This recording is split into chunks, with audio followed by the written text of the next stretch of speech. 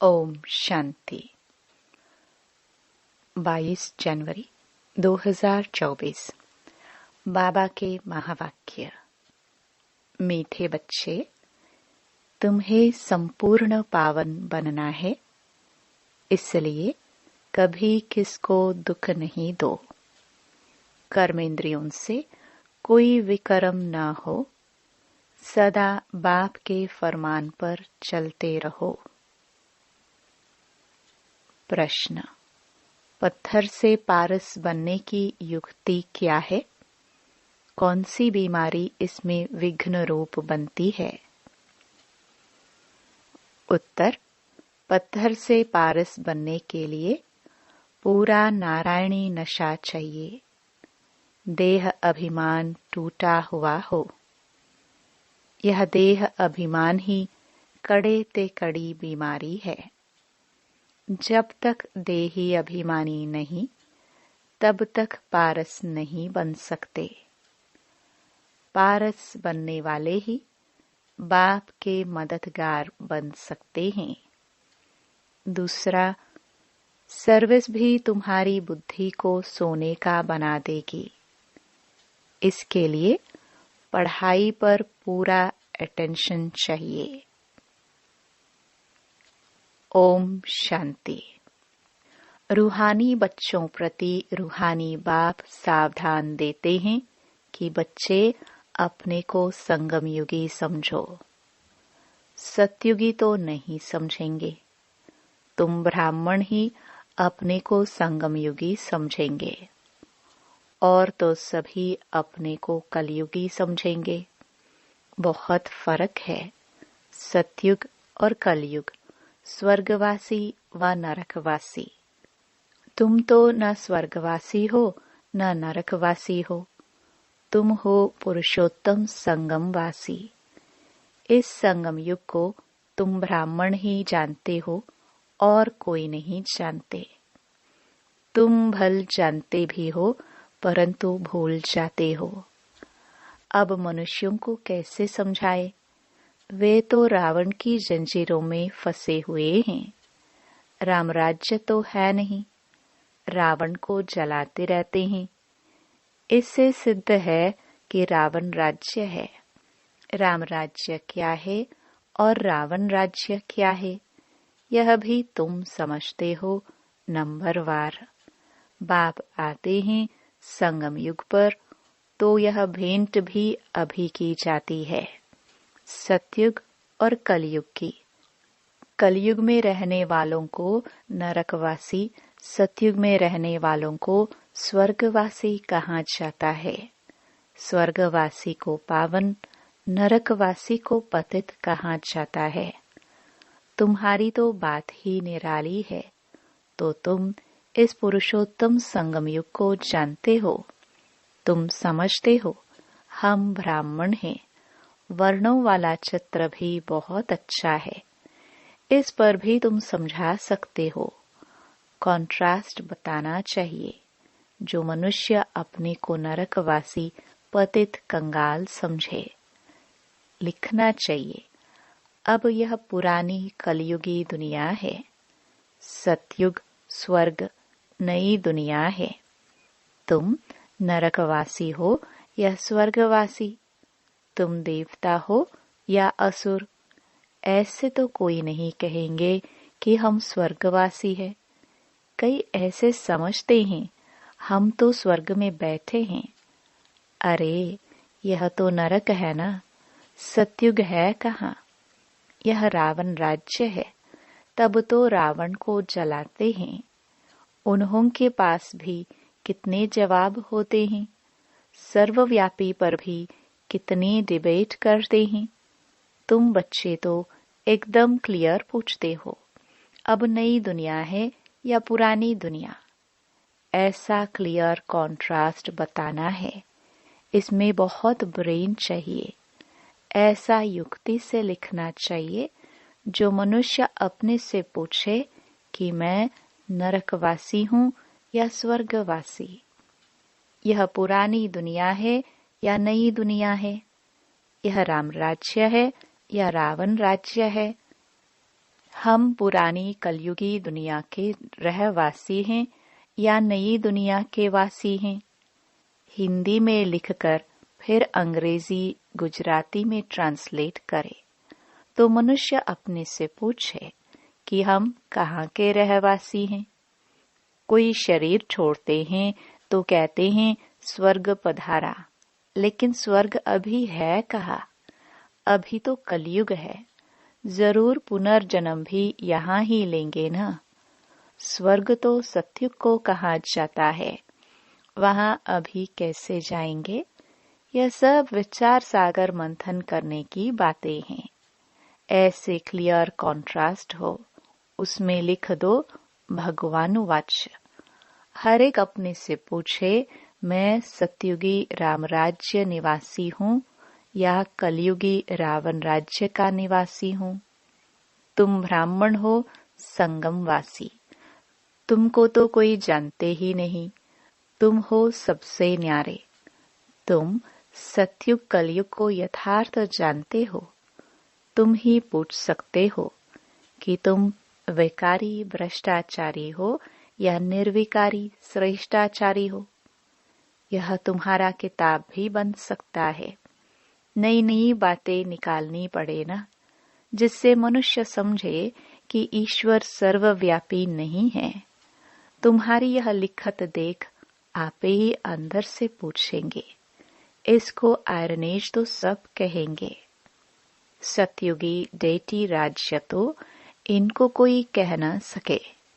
यह हेल है या हेवन, ऐसी फर्स्ट क्लास लिखत लिखो कि मनुष्य अपने को समझ जाए कि हम बरोबर नरकवासी पतित हैं। हमारे में दैवी गुण तो है नहीं। कलयुग में सतयुगी कोई हो न सके।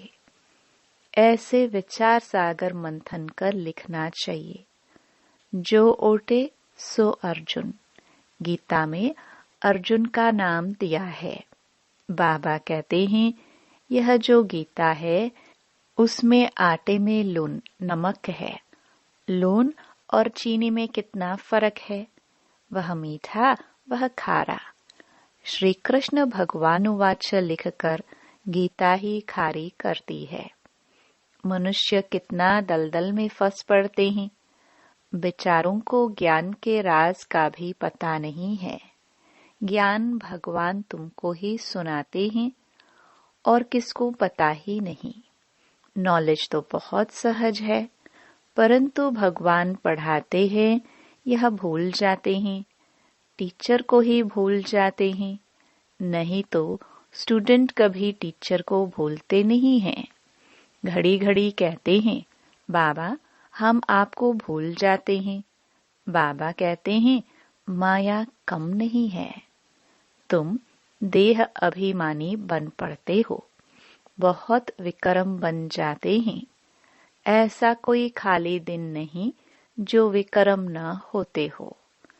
एक मुख्य विक्रम यह करते हो जो बाप के फरमान को ही भूल जाते हो।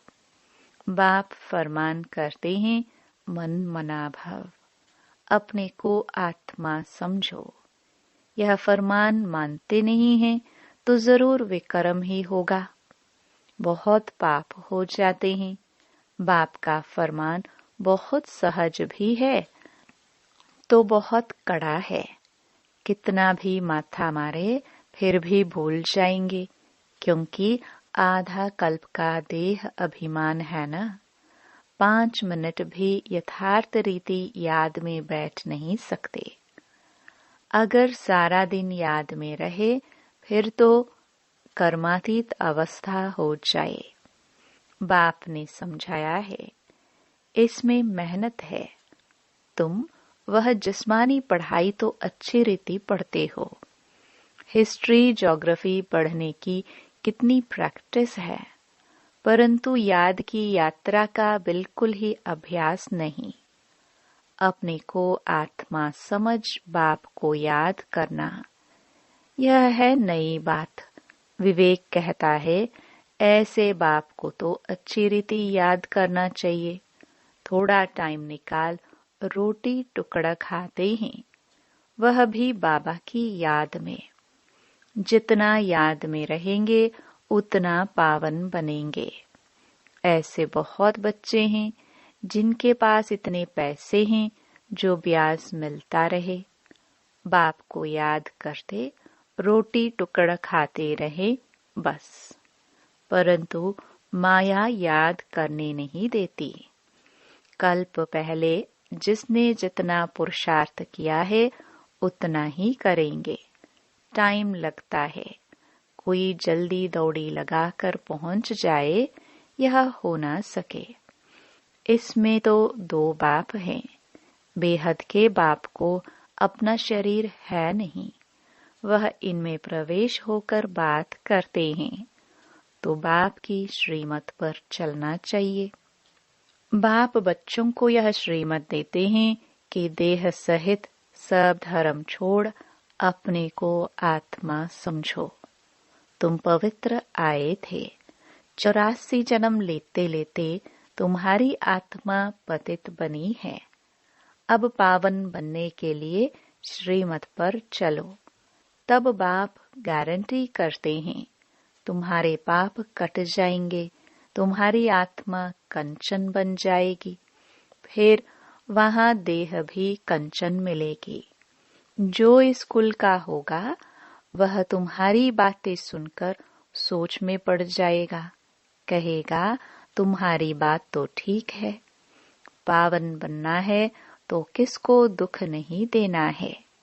मनसा वाचा कर्मणा पवित्र बनना है। मनसा में तूफान आएंगे। तुम बेहद की बादशाही लेते हो ना।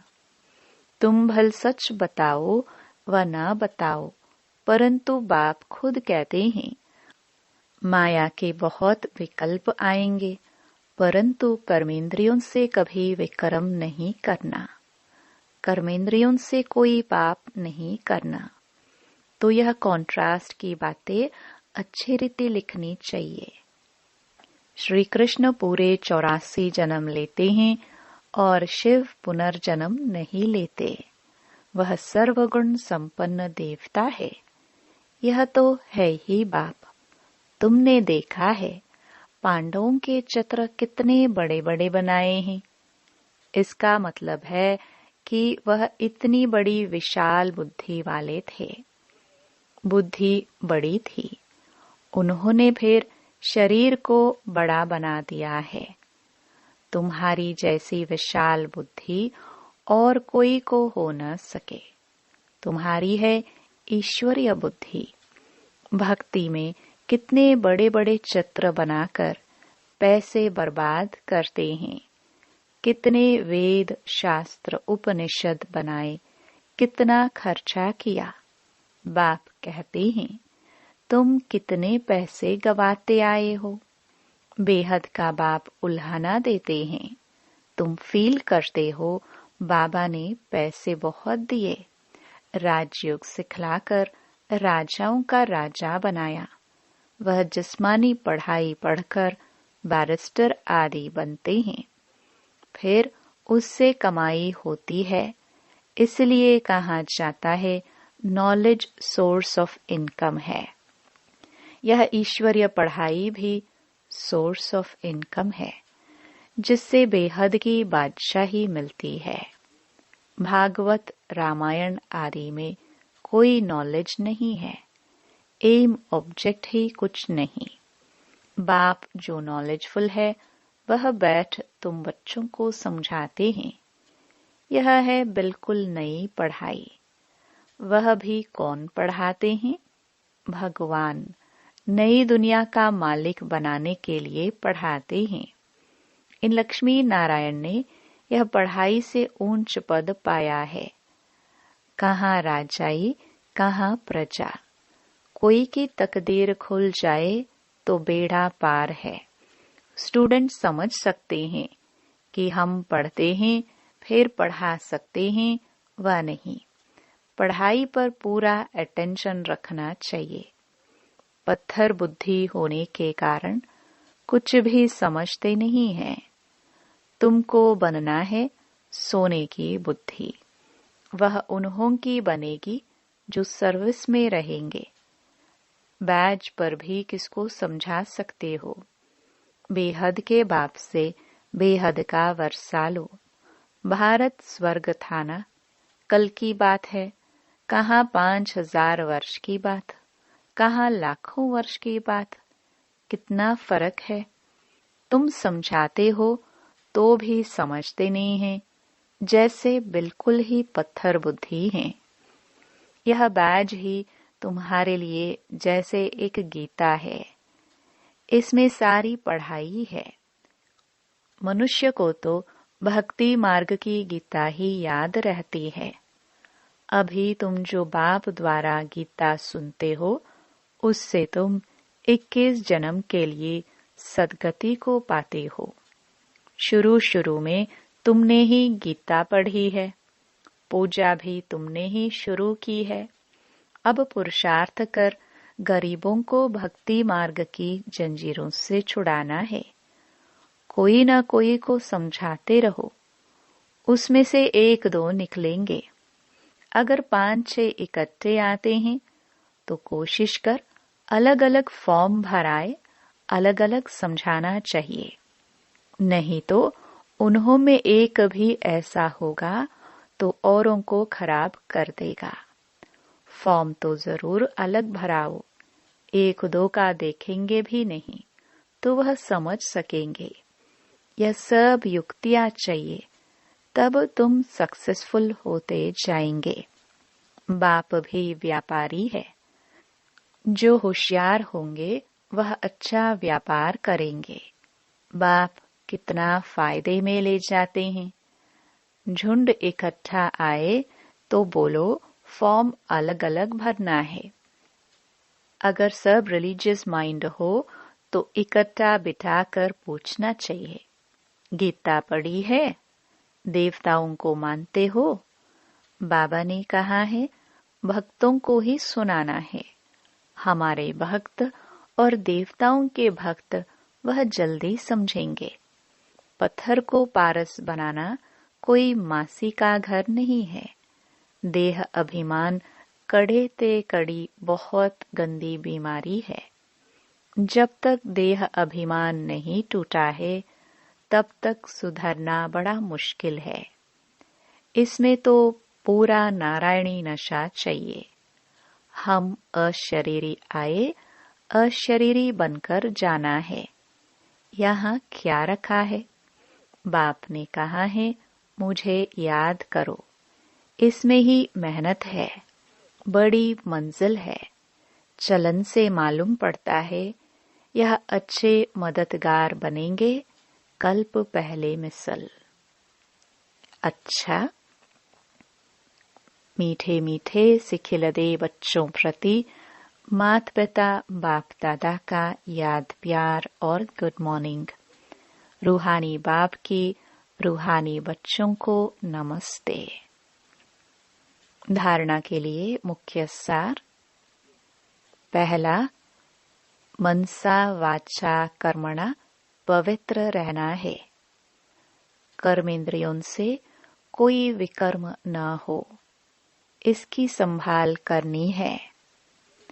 आत्मा को कंचन बनाने के लिए याद में जरूर रहना है। दूसरा, देह अभिमान की कड़ी बीमारी से छूटने के लिए नारायणी नशे में रहना है। अभ्यास करो, हम अशरीरी आए थे, अब अशरीरी बनकर वापस जाना है। वरदान, योग करने और कराने की योग्यता के साथ साथ प्रयोगी आत्मा भव। बाप दादा ने देखा बच्चे योग करने और कराने दोनों में होशियार हैं, तो जैसे योग करने कराने में योग्य हो, ऐसे प्रयोग करने में योग्य बनो और बनाओ। अभी प्रयोगी जीवन की आवश्यकता है। सबसे पहले चेक करो कि अपने संस्कार परिवर्तन में कहाँ तक प्रयोगी बने हैं। क्योंकि श्रेष्ठ संस्कार ही श्रेष्ठ संसार के रचना की नींव है। अगर नींव मजबूत है तो अन्य सब बातें स्वतः मजबूत हुई पड़ी है। स्लोगन। अनुभवी आत्माएं कभी वायुमंडल व संग के रंग में नहीं आ सकती। अव्यक्ति साइलेंस द्वारा डबल लाइट फरिश्ता स्थिति का अनुभव करो। सदा खुशी में झूलने वाले सर्व के विघ्न हरता व सर्व की मुश्किल को सहज करने वाले तब बनेंगे जब संकल्पों में दृढ़ता होगी और स्थिति में डबल लाइट होंगे। मेरा कुछ नहीं, सब कुछ बाप का है। जब बोझ अपने ऊपर रखते हो तब सब प्रकार के विघ्न आते हैं। मेरा नहीं तो निर्विघ्न। ओम शांति।